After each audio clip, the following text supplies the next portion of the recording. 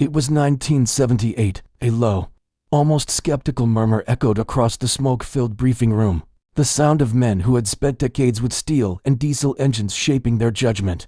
Deep inside a GRU compound outside Moscow, walls were lined with sprawling maps of Western Europe, pins and red lines tracing imagined invasions. At the front, a flickering projector cast a grainy schematic of a tank onto the wall. Even in its faded form, it was unmistakable, a gas turbine engine nestled inside a combat chassis. The colonel leading the briefing had the measured air of a man who had seen the rise and fall of countless designs. He tapped the schematic with a pointer, his tone flat yet tinged with incredulity. An aircraft engine in a tank. Round the table, officers let out soft chuckles, some shaking their heads. At the front, a general exhaled a curling plume of cigarette smoke, eyebrows raised. "What are they thinking?" he muttered. "Flying this thing across the Fulda Gap." This was the first detailed intelligence on America's M1 program to reach Soviet armored strategists. To these veterans, hardened by decades of tanks, mud, and battle, it looked absurd. The colonel's voice grew sharper with analysis. Its projected weight, over 55 tons. Add full armor, and it will reach 60. Compare that to our T-64 at 36 tons, or the T-72 at 41. This machine will bog down at the first muddy field in Germany. And maintenance, it will demand engineers, not soldiers, on paper. The new American tank seemed the very embodiment of excess, a demonstration of Western indulgence in technical complexity. Against it, the T-72 stood as a stark contrast, small, efficient, a steel fist forged for war. Its automatic loader fed a massive 125mm main gun, eliminating the need for a fourth crew member and streamlining production. The T-72 was simple, brutal, and effective, a tank built to be operated by soldiers, repaired in the field, and produced in numbers that could overwhelm any opponent. For decades, the Soviet armored doctrine had been clear: sheer numbers, overwhelming force, relentless advance. Thousands of T-72s and T-80s could pour through the Fulda Gap, crushing NATO defenses with speed and mass. Confidence in their tanks' supremacy was absolute. The Leopard, Chieftain, and M60, inferior. They believed. The M1, in contrast, appeared delicate, almost decadent, a gas-guzzling, maintenance-heavy novelty, designed to impress politicians rather than dominate battlefields. The general shook his head, exhaling another cloud of smoke. "A diva," he said. "It's built to sit in prepared positions, to drink its fuel, to look impressive. It won't survive real combat. It will never survive our war." Heads nodded around the table. Laughter subsided, replaced by a cold, calculating confidence. Reports were filed. T-72 production lines kept rolling. Soviet training continued relentlessly. Meanwhile, the Americans were nurturing their turbine-powered curiosity, oblivious to how its design philosophy would shake the world a decade later. On the surface, the Soviets had all the information. They knew the weight, fuel requirements, armor, and engine type, but they misread its essence. They saw flaws. In reality, innovation was quietly brewing. They assumed that complexity meant vulnerability, that the turbine engine and computerized systems were liabilities.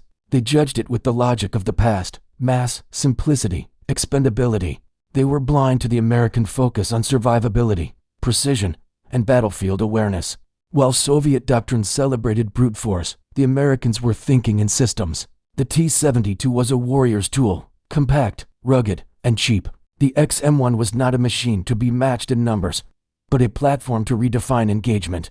Every decision in its design, from composite armor to a turbine engine, was a calculated answer to problems Soviet strategy hadn't yet imagined. The GRU analysts, however, saw only extravagance: too heavy, too complex, too delicate. Their confidence in the T-72's supremacy was unshakable. Even the broader philosophy of the USSR fed this miscalculation. Years of copying, reverse engineering, and mass production had created an empire confident in its ability to outproduce and outgun the West. Tanks, bombs, aircraft. If the West had it, the Soviets could replicate it faster, cheaper, in greater numbers. The T-72 embodied this ethos, an evolutionary pinnacle of the T-34, perfected for efficiency and reliability. Yet the M1 was not a better T-60 or M60. It was a complete reinvention, a system of systems designed around survivable crews, integrated sensors, and rapid lethality. The contrast could not have been starker.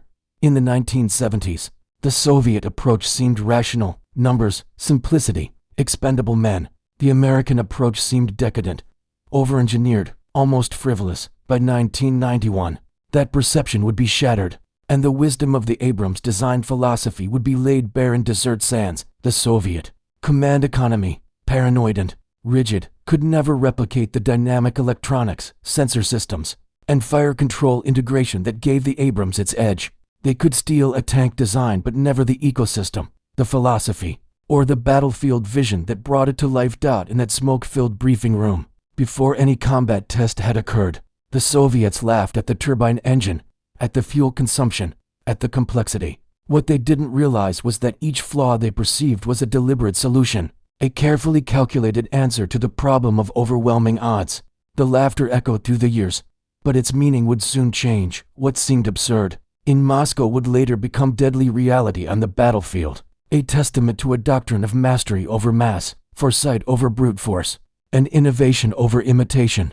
The late 1970s were a period of mechanical certainty for the Red Army. Deep within the austere, smoke-filled intelligence bunkers scattered across the Soviet Union, armored warfare veterans hunched over maps, technical drawings, and intercepted reports from Western military exercises. Every sketch of a NATO vehicle, every whispered rumor from a Western defense attaché, every grainy photograph captured by satellites or spies was analyzed through the rigid lens of decades of Soviet doctrine. Reliability, mass production, and sheer efficiency were the only virtues that mattered. Simplicity was strength, complexity was weakness in this environment.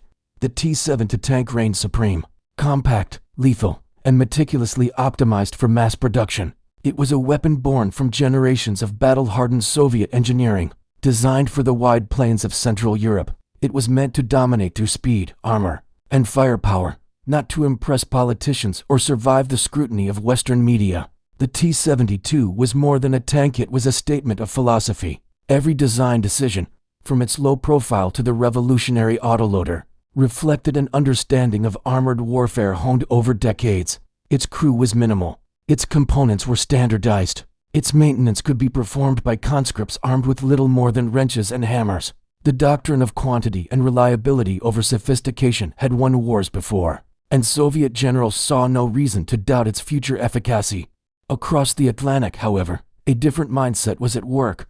In quietly lit design bureaus, American engineers were dismantling centuries of convention. They were not trying to build a better T-72.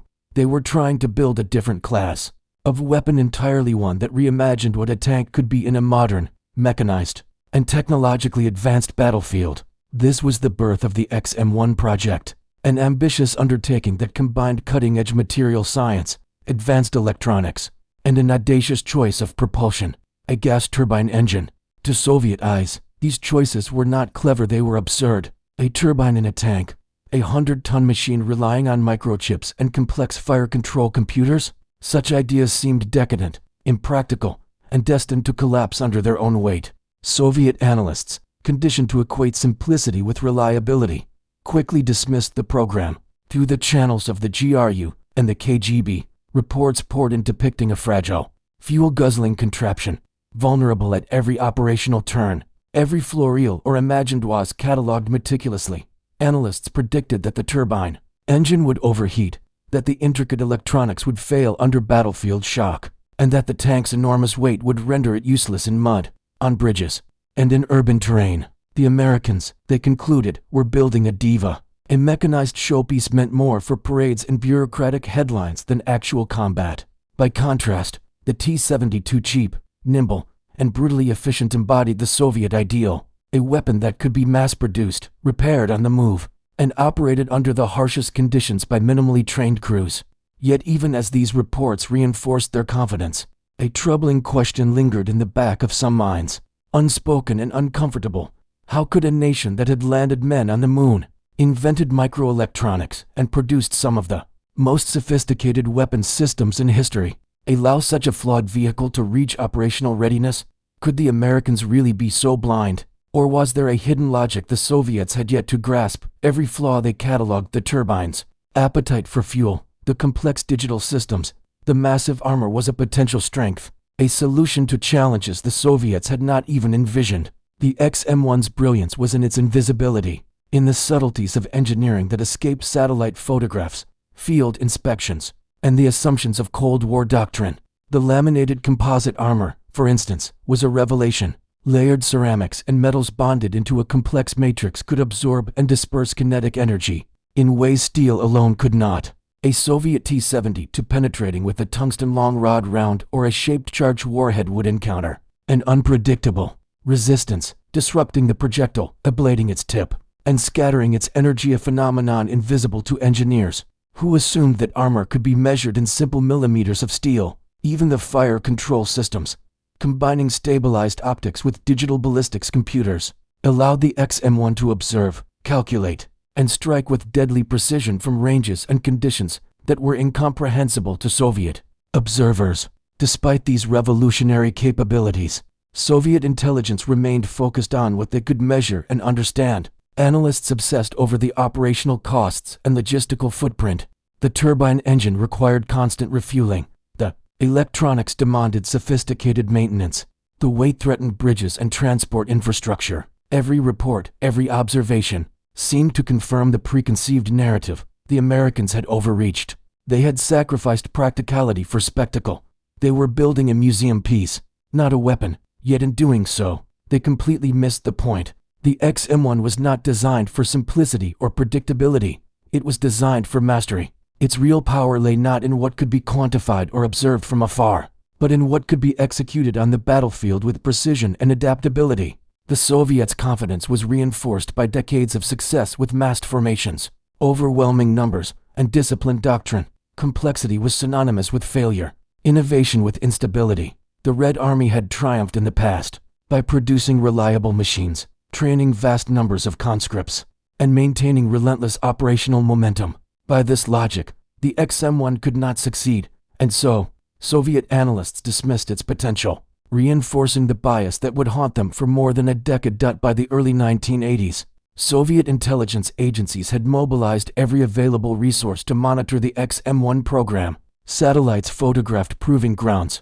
Debriefs of NATO defense attaches provided second-hand insights. Reports of test failures in the deserts of California and Nevada were eagerly consumed and amplified. Every setback, mechanical glitch, or cost overrun was seized as confirmation of the inevitable collapse of the American tank. The Abrams, the Soviets thought, was doomed to remain a theoretical curiosity, incapable of performing in the real, chaotic conditions of war. And yet, beneath this veneer of derision, the XM1 was evolving. Every failure reported to Moscow, every turbine hiccup, every electronic glitch was meticulously addressed by engineers. Problems that seemed catastrophic in intelligence briefings were in reality iterative steps toward perfection. The gas turbine was refined to balance speed, agility, and reliability. The fire control systems were hardened for combat. The armor was tested against the most lethal munitions available. The Americans were not building a bigger T-72, they were building a Predator, a weapon designed to operate on a fundamentally different principle: dominance through technology, precision, and information, rather than mass alone. By the end of this period, the stage was set. Soviet arrogance and doctrinal rigidity blinded them to the true nature of the threat. They believed they understood the XM1, yet they had only glimpsed its surface.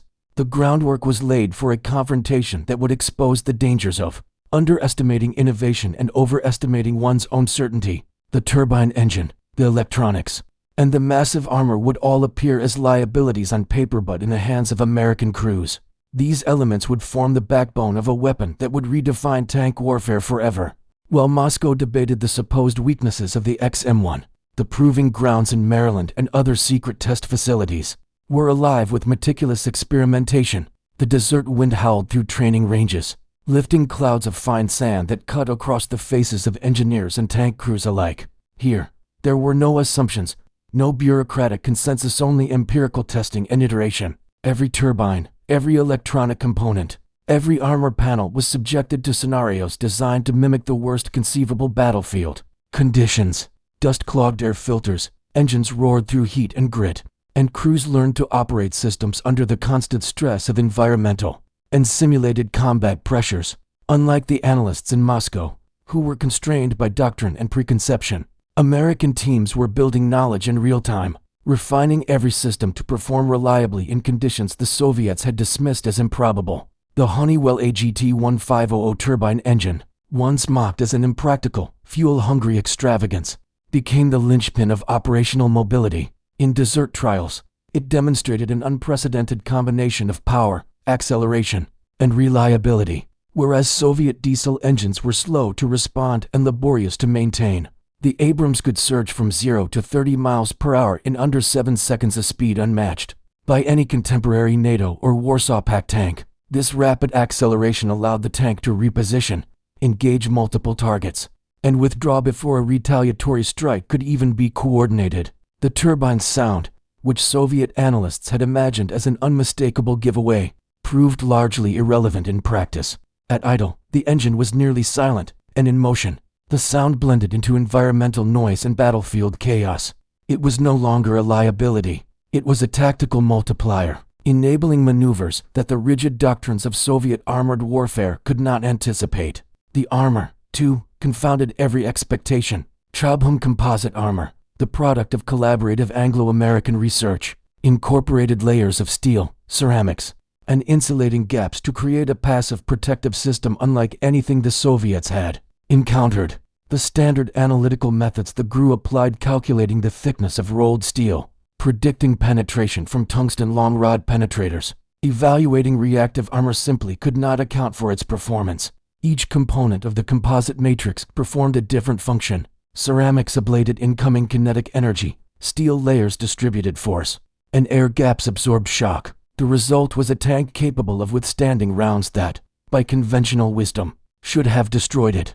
To Moscow, it seemed impossible. To the test crews in Maryland, it was a predictable consequence of careful experimentation and iterative refinement. The Abrams designers had deliberately prioritized survivability, understanding that a well-protected, agile crew could operate continuously, outmaneuver the enemy, and strike repeatedly with minimal risk.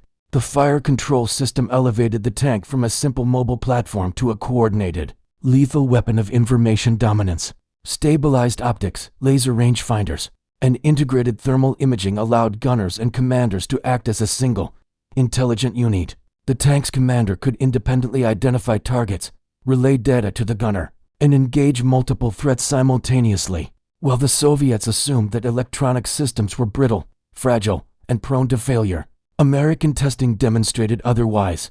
Each component was ruggedized against shock, vibration, and dust, tested in environments ranging from freezing northern ranges to scorching desert sands, in total darkness, in dust storms that would blind infrared optics.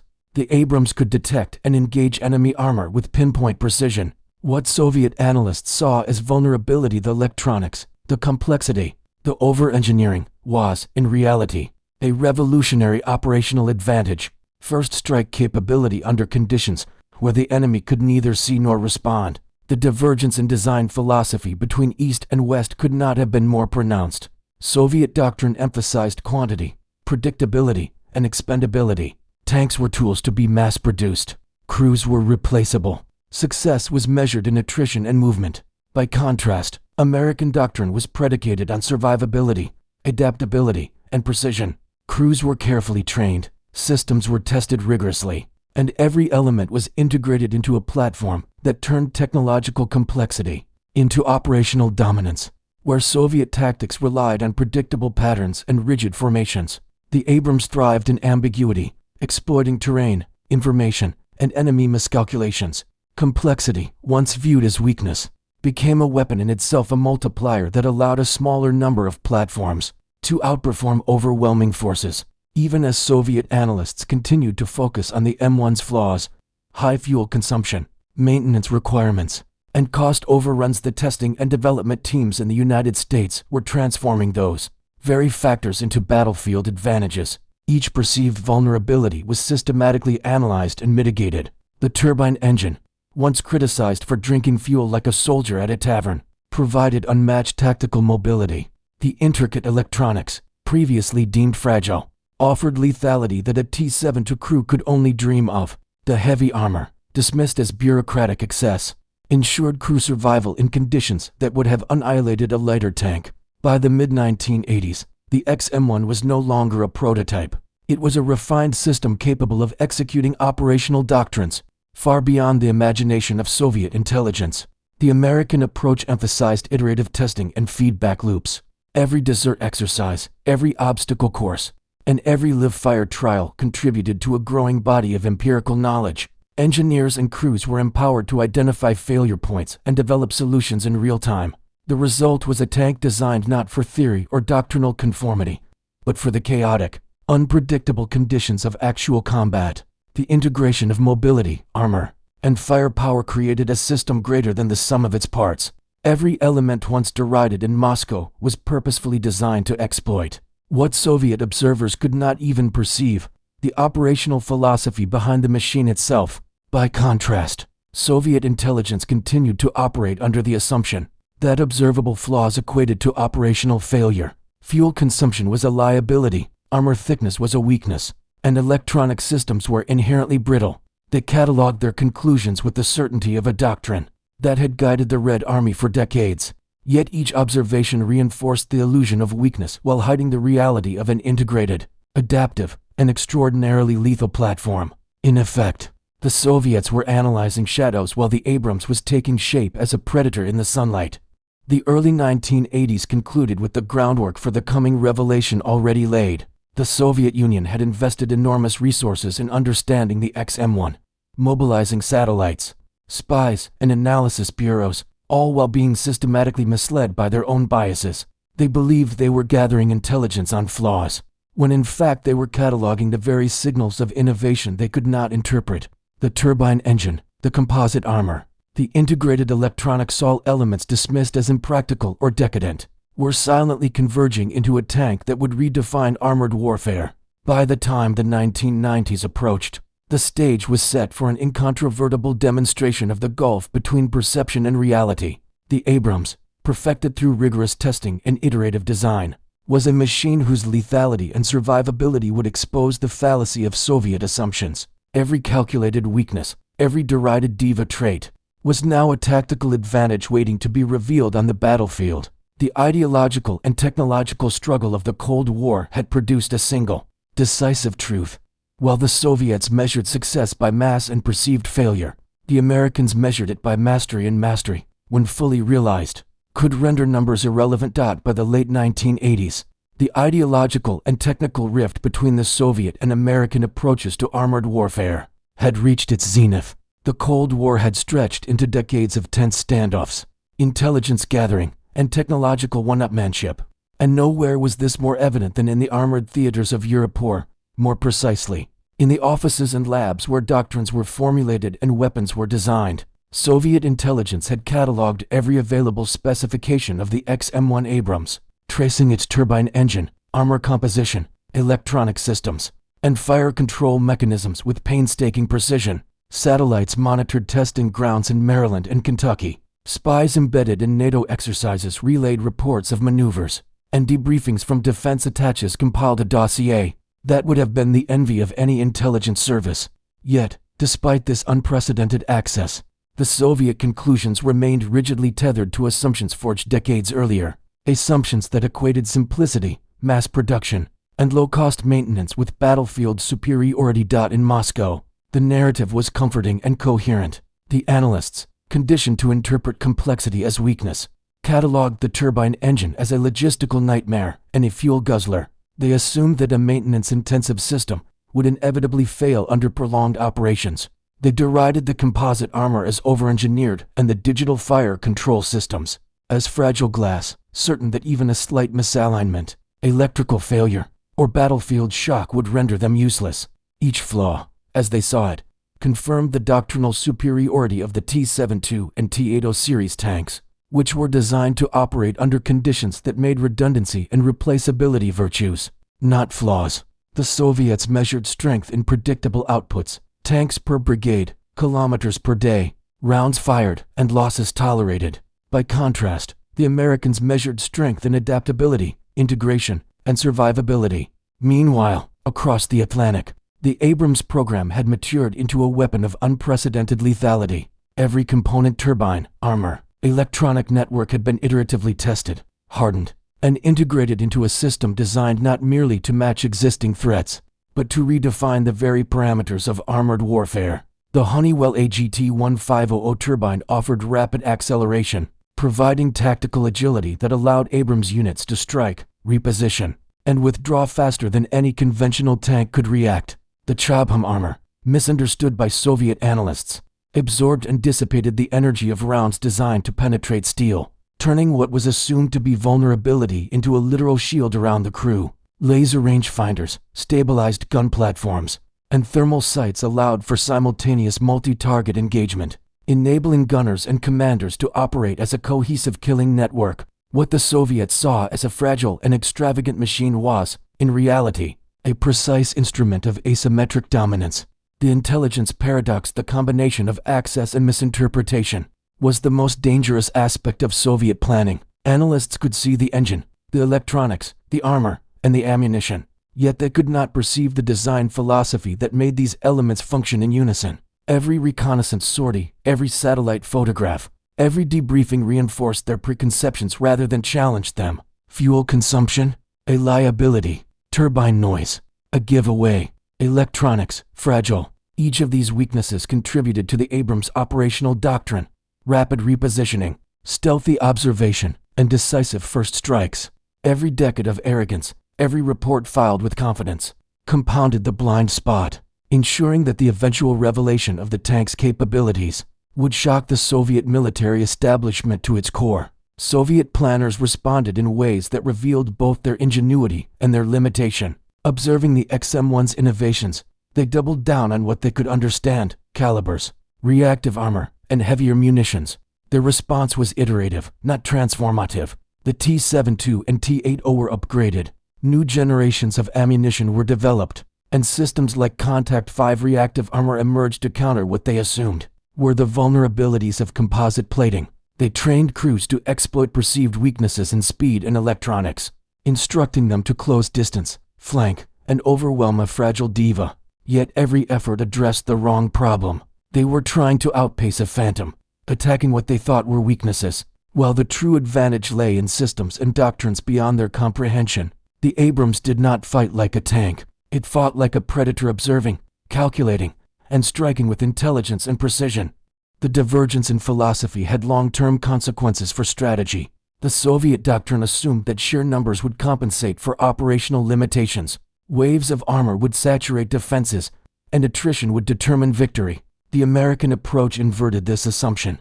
By building platforms capable of surviving, observing, and executing lethal action at distances the enemy could not match, the U.S. Army created a scenario where mass was irrelevant. The Abrams could engage multiple targets simultaneously, survive counterattacks that would destroy conventional tanks, and maintain operational tempo in conditions designed to cripple the Soviet doctrine. Where the Soviets had trained for uniformity, the Americans trained for adaptability. Where the Soviets had relied on quantity, the Americans relied on quality. By the late 1980s, the stage was set for a revelation that would be more profound than any test or exercise could illustrate. The Soviets had misjudged the technological, philosophical, and operational trajectory of armored warfare. Their assumption that the XM1 was a flawed, impractical machine blinded them to the systemic integration that made it formidable. Meanwhile, American crews continued to refine tactics, honing their ability to exploit terrain,